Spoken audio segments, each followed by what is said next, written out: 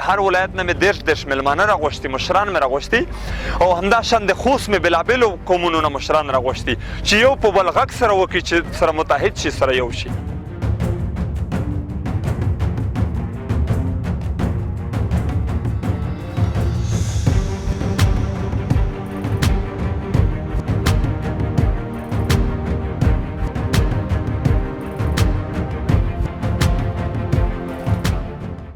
خوشبختانه د لوبه اوس نن د مشرانو په ملاتړ ځوانانو غواړي چې دا لوبه بینالمللي شکل په مطابقت سره سم مخته یوسي.